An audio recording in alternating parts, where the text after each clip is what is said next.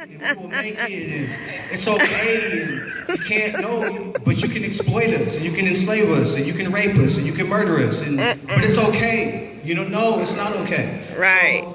So, some of the things that I'm even hearing appear to me, I understand that even though we're all black folks, we're not all aligned on the same principles and values. Yes, I don't think that none of this is okay. You know what I'm saying? But I do understand the sentiment of that emotional, or that we are resilient folks. But there has to be, especially in rooms like this, right, where it's predominantly white folks, we have to be very real about the audience that we're in front of. Because in their mind, some of them are coming here for certain answers. You know what I'm saying? And I believe that some people really have good intentions, right? So we have to be very real that we're also ambassadors and stewards for our community. So we can't give you the impression that it is okay. That's okay to come through and gentrify. Because I remember at a time in hip-hop as well, we're going to talk about hip-hop a little bit. I remember in a time of hip-hop, bro, okay, I was a graffiti artist. I wrote Thief 1, okay? I had this T, and my T had a lasso on it, right? If I saw that lasso on the top of the T that you took, let's say you're writing tank, right? But you put the lasso on your tank, I was going to come see you about that because you were taking from me. You know what I'm saying? You were taking my creativity. You were exploiting me. You were trying to get something, you know what I'm saying, without paying the proper homage or coming up and being creative yourself. You know what I'm saying? So we got to be real about, you know what I'm saying, some of the language that we use too. You know what I'm saying? Because I'm just not very at that point where it's okay. It's not okay to come in. It's never going to be okay. And I feel like my ancestors called me daily. So I just couldn't imagine it being okay for none of us. I'm sorry, go ahead. But it's definitely not okay. I think blackness and hip hop actually are fashionable. It's very attractive.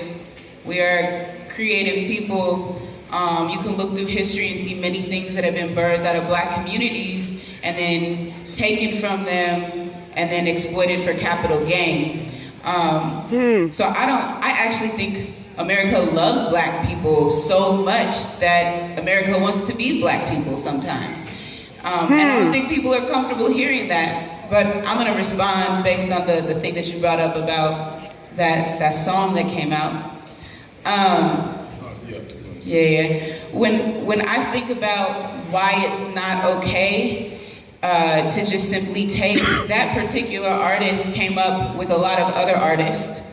And I'll just say it. Macklemore gained a lot of skills from artists who he rapped with, who he came up with, who taught him skills, who taught him the music grind, who taught him how to break into the underground and build himself as an artist. And those were skills that folks who birthed hip hop figured out on their own through trial and error and built up.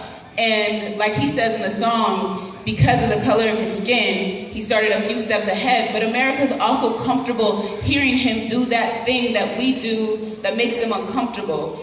And when we did hip hop, when we started it, we were speaking to America as not only out of our resiliency, but also indicting America. We were doing things to say, yo, what y'all are doing is wrong. We spoke a message both to embolden ourselves, but also to say, we're not comfortable here, this is unacceptable, we're going to build something up. And so when I think about the exploitation of hip hop, when I think about the exploitation of black folks and blackness and black ingenuity, it's like my brother said here, there's no homage paid, but I don't just want homage. If you're gonna be making economic gains off of something I created, I deserve to get money too. Yes. And not just in some reparations type of way, not just some settlement, but I actually deserve to make off of that what I should have made from the beginning. I went to law school. We spent hours learning copyright law and property law, and white people have always said I deserve to get paid for my ingenuity. I deserve to get paid for my work. I deserve to get paid when I create something or when somebody uses it. So why is it okay to do that when it comes to black folks? I think it goes back to what this country's been built on. The idea that black people can be used as capital to build a country. I mean, that's That's what this whole country was developed on. You had to make black folks inhuman so you could then use them as property to then develop a country within which you'll keep them at the bottom. That's what the problem mass incarceration is. And so it's not okay in any form, regardless of whether or not we're talking about art and creativity, or we're talking about black neighborhoods, or we're talking about the prison industrial complex. It's all built on the same principle.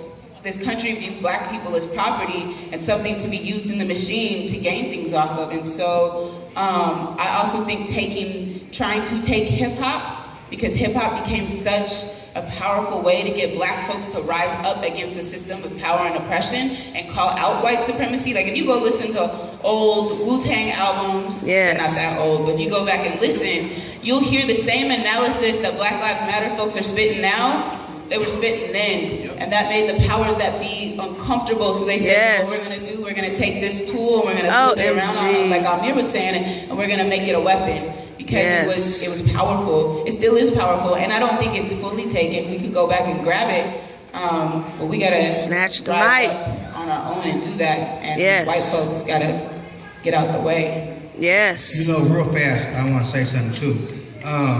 You talked about paying homage, and it reminds me of this one street artist I know in Brooklyn, and I mean he's one of the innovators of a certain type of style. And anyway, his story goes, he went and taught the certain community of folks, and even everybody knew that was his art form, right? And when it came time for a certain movie, one of the directors who had came and been a part of the circle or whatever, decided to recruit people to dance in this movie, right? But the man who invented the style, right, couldn't even get a part in the movie because they told him, you're not dancing correctly. You're not hitting it on the one, you're not hitting it on the two, and it came organically for him, right? And that's the thing about a lot of these invaders in our culture. You know what I'm saying? They don't know how to pay homage correctly because they're barbarians, bro. Like, they just don't get it. You know what I'm saying? They're not gonna make it easy and sweet for you either. It's like, the thing about it is, how can you teach somebody to properly respect you if they don't got it in them anyway? If they don't got it in, they're not going to do it. So at some point, we got to have some responsibility with ourselves. You know what I'm saying? I mean, and be accountable to ourselves about the way we're letting people in our culture. We know that there's another type of culture, capitalism and things of this nature, that's going to happen no matter what. But if we really want to keep this to ourselves, we got to be real with it. You know what I'm saying? So. Yes. I just want to just throw another side to that. So they say, imitation is the highest form of flattery, right? No, and if you bring something that's on a higher level and you inspire someone else to strive to aspire to that higher level, is that a good thing or a bad thing? And how does that play out in this context? Because people are looking at the source or the originators, and then they're saying, I want to be greater. Gentrification is not okay.